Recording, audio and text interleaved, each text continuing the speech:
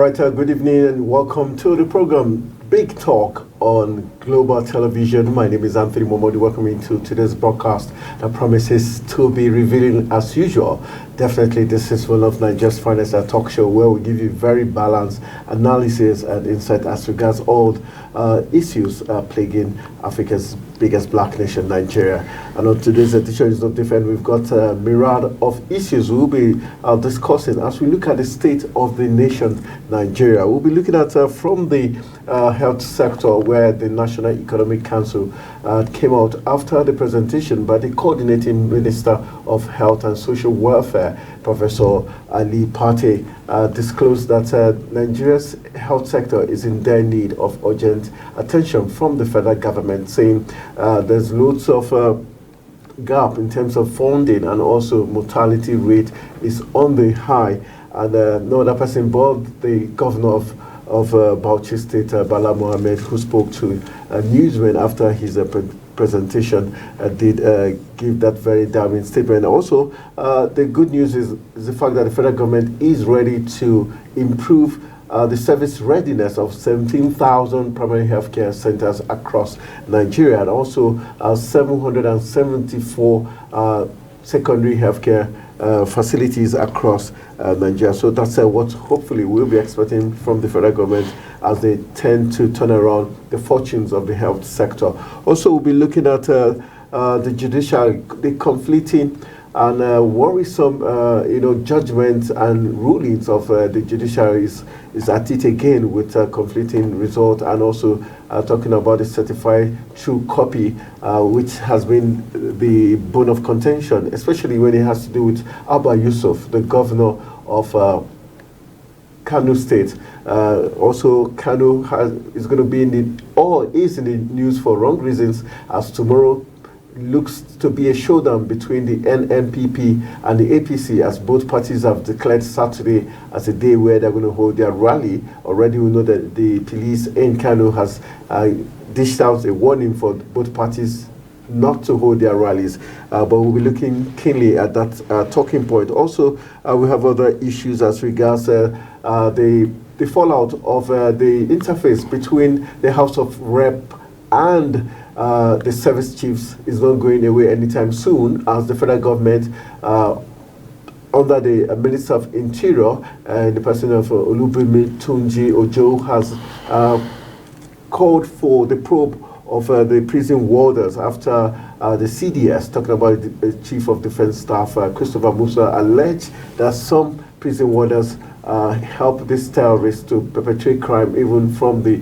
prison yards by using their account details to transfer funds. And so the minister is saying there's going to be a probe. They will be looking how successful that probe is going to be and how sincere will the probe be. Also, one minister is in the news this evening, and we'll be looking at him. His name is Simon Lalong, former governor of Plateau State, who is set to resign his appointment as the Minister of Labour and Employment in the Tinubu administration, and that's because INEC has issued him the certificate of return to the Senate. I'll be looking at that very interesting story, because one man was denied that opportunity to be in the Senate. His name Bali Napoleon, who was of the PDP, who was initially declared the winner of that poll. So that makes for another interesting discourse on today's edition of the program, The Big Talk. All right, our big guest who is going to be doing the big talk is no other person but one of Nigeria and Africa's finest veteran journalists. He is a columnist and also a very strong and STEM public affairs commentator. He's no other person but Jerome Azubuku is in the studio. Nice to have you join us in the studio. Thank you for having me. All right, let's look at, we've got loads of interesting things we're going to discuss this evening. Let's begin from the NNPP and the APC rally that is set to take place tomorrow in Kano, even though the Nigerian police force have come out to ask these two parties not to hold their rally tomorrow, because the city of Kano is already tense since that announcement. What do you think these two political parties are trying to achieve, and who is likely to get, who do we hold responsible for what we have? Could we say is the judiciary because of that error of the CTC? Well, to the best of my understanding, democracy is supposed to be about the majority having their way, Okay. and the minority, like they say, having their say. And from what happened in Kano, nobody is disputing the fact that NMPP actually won the election. Okay. The courts are seeing it differently. Yet not because the courts are saying NMPP did not get majority of the votes, but because of one or two reasons, whatever that may be. But the judiciary has not clothed itself in purple, I must say, because whatever may be the reason behind their coming up with their verdict, the fact that what came out in the form of the certified true copy of the judgment, of the pronouncement they made, appears to be at variance with what they said, is the foundation for this confusion. And looking at the way people are reacting to the way the judiciary, unfortunately, is handling election petitions, you may not necessarily blame somebody that decides to take his fate in his hands. Because we've seen from the presidential election to the gubernatorial election down to every other election, we saw physically where people employed thuggery, usage of guns, cudgels, machetes to beat their opponents into submission. This time, emerging victorious from the polls, not because the people wanted them. These same people told the people that had been aggrieved to go to court. And from the look of things, it doesn't look as if the judiciary, I'm not a lawyer, so I may not know all the things, but it doesn't look to me that the judiciary is actually helping us. Because those people that agreed when they were told to go to court without resorting to self-help ought to have been protected by the judiciary. But if people are denied by people with bigger guns, with stronger machetes, with bigger cudgels, and then the aggrieved are told to go to court, and the court tell them to go away empty-handed, I don't know the type of foundation we are laying for subsequent elections in this country. All right, very sad commentary there, but we'll keep our fingers crossed and see what plays out tomorrow. Let's move into the next big discourse, looking at also issues still with the judiciary. We have seen other rulings come out. We've seen other states where the court has reaffirmed, like for Gombe, the elections of the state government. Plateau is another state that has similar issue, but now it's been taken to the Supreme Court. What's your expectations? I must confess that my expectations are very low, but it's my prayer that the Supreme Court helps us to somehow remedy some of these situations, because, like I said earlier, if we continue on this trajectory, it is only God that can save us in the next round of elections. Because once people believe that the only way they can get to power is to muzzle themselves to power and tell the aggrieved people to go to court, and they go to court and come out empty-handed, in the next round of elections, you see everybody preparing for war. No more elections. Now, if you look at what happened in Plateau State, like I said earlier, I'm not a lawyer, but I remember that the Supreme Court has already settled this issue when they said that most of the things are pre-election matters that ordinarily ought not to have come up now. Now, when lower courts start giving judgments against the position of the Supreme Court, I don't know whether we have gone back to Banana Republic, because it ought to be the other way around. Yeah. Where the Supreme Court makes a pronouncement, it becomes a settled matter. It's an authority. That is what lawyers cite in the cause. It becomes part of our constitution. If you look at Enugu State, for instance, where Supreme Court had earlier, long time before now, established that the only person that can prove the fakeness or fraudulence of a document is the issuer of that document. That's the position of the Supreme Court. Now suddenly we saw a high court giving a ruling that an issuer of a certificate, a discharge certificate, should pay fine for using the amount to say that this did not emanate from us. So you begin to ask yourself, where are we headed to? That's just the problem. If you look at Plateau State, for instance, the case of Plateau State, like I earlier said, based on what Supreme Court has said before, and the fact that people who were actually elected by the people, that's what democracy is all about. People trooped out on the day of election to elect people because they believe that these are people that can serve our interests best. And now all of a sudden, panels of 2-3 people are sitting down to remove them, to force minority on them. I agree, because it is a field I know very little or nothing, but I don't think it is the best thing for us.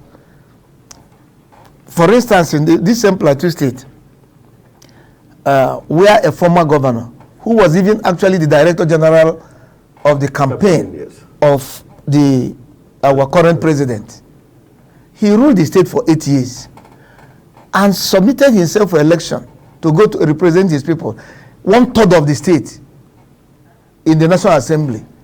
And the people came out and resoundingly said no.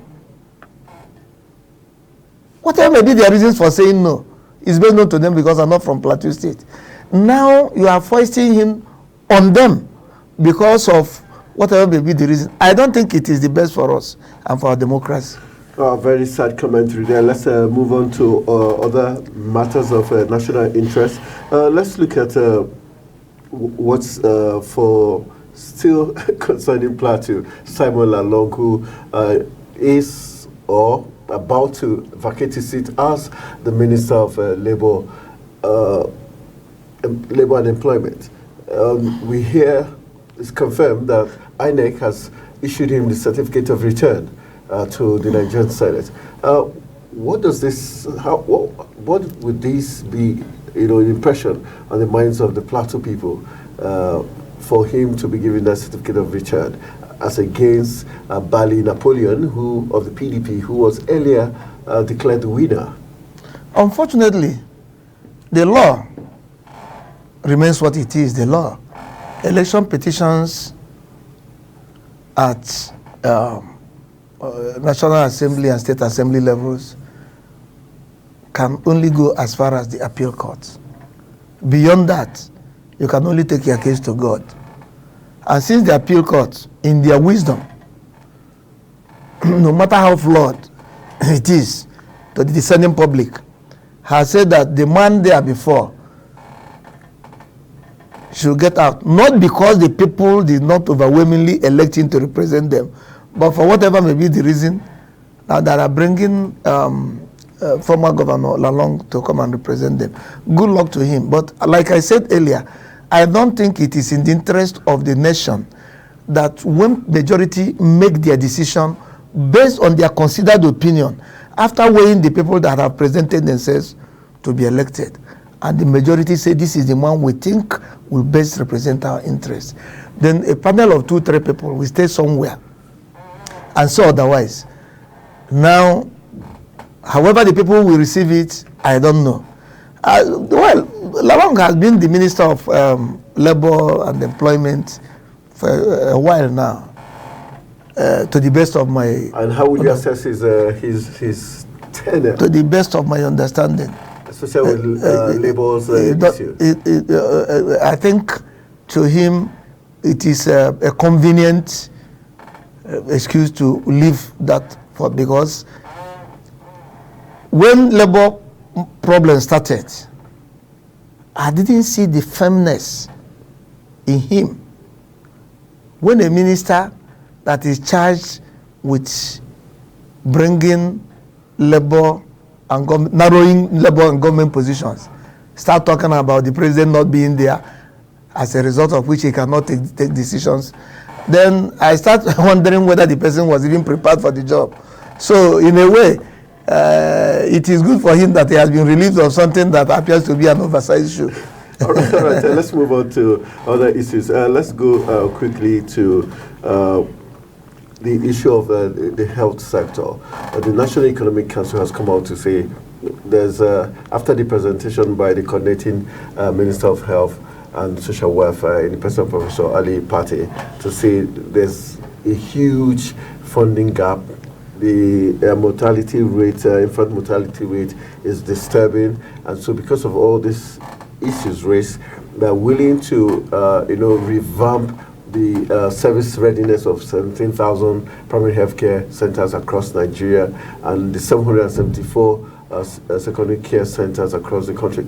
Did he have to take this long for the federal government to truly know that there's a decay in the health sector? And are you convinced of this plan to revamp the health sector? We must understand that we have never lacked fantastic ideas. Professor Ali Pate is somebody we know.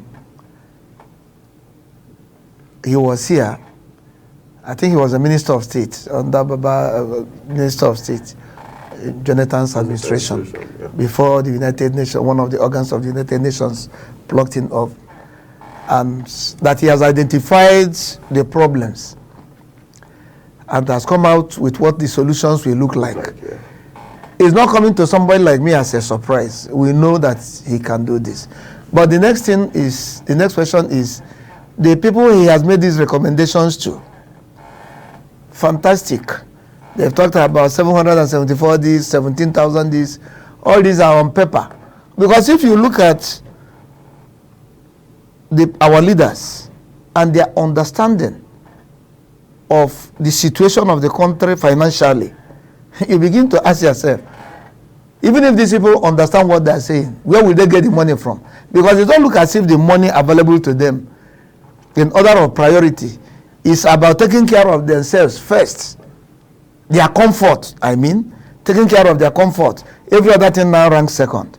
So, well, the gentleman has come up with solutions. He has identified the problems. He has provided solutions. We pray that our leaders will have a change of mind and get these things pushed through. All right, let's go quickly to the federal government. After the interface between the service chiefs and the House of Reps, the CDS, Christopher Musa, made very damning, statements. He also did talk about good governance, that a country where there's good governance, half of the problem is solved and the security agencies do 30% of the job. He also mentioned the issue of prison warders, conniving with these terrorists in prison yards to transfer monies, to go outside the prison yards to commit more havoc. And now the Minister of Interior, Olubunmi Tunji Ojo, has demanded for Hilaru Nababa, who is the Comptroller General of the Nigerian Correctional Services, to, as a matter of urgency, to, conduct an investigation. Do you see this investigation, producing anything positive? I don't think it is going to produce anything. First and foremost, the prison warders are Nigerians. And can you imagine, even distinguished personalities like vice chancellors who are sent on election duties, we see what they do. The chief of defense staff is stating the obvious. Look, if you get things right in terms of governance, you are reducing insecurity by a wide margin. Now, unfortunately, often you see our leaders, both at the national and subnational levels, running around the globe, seeking for foreign investment, looking for this and this and this and this. Who told you that somebody with his senses intact will take his money and come and put in a crime and insecurity infested environment, and a place where even the judiciary's position is not guaranteed? So these are some of the things we know. The chief of defense staff is stating the obvious. Good governance, one. Then looking for adequate way of remunerating people that work. There has been a massive devaluation of our money.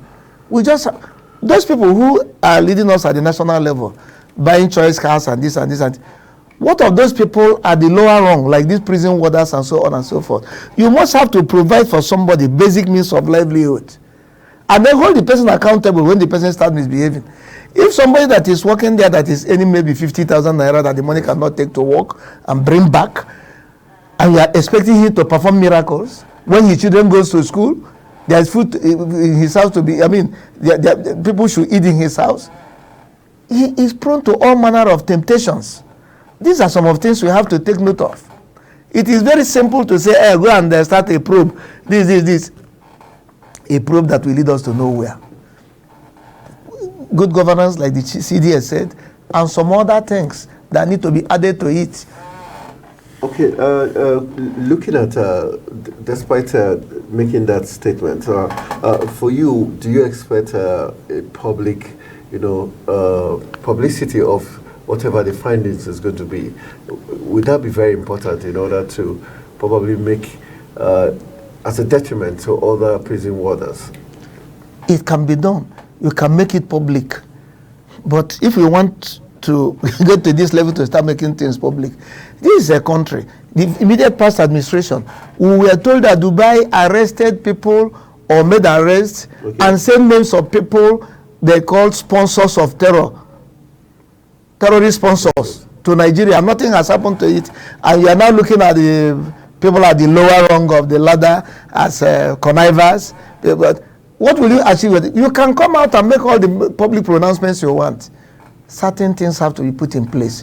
One is about vigilance of the government, and government stamping its authority and stop protecting people at the top when they go wrong. Finally, making sure that people who are work, that their take home take them home.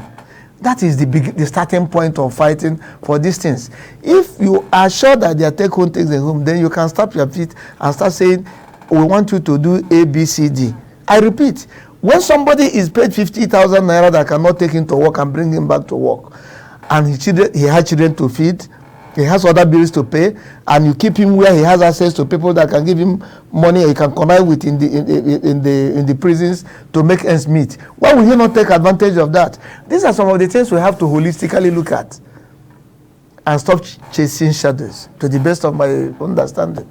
All right, let's wrap up our conversation quickly by just a quick look at what played out in Kogi State in the last 48 hours or so, where the governor has frozen the local government and the state accounts. Not really coming out with a specific reason why. For you, are you surprised, especially knowing fully well that the governor-elect is his anointed one, Osman Ododo?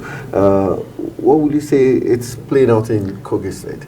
I would have been surprised if he did not do what he's said to have done, because that is an emperor of a governor somewhere in Kogi State. But whatever may be his reasons, he may yet communicate to the people, because the other time, Nigerians watched him as he was issuing layers of threats to his cabinet members, that he will deal decisively with them, that some of them worked against him, worked against the interests of their party and so on.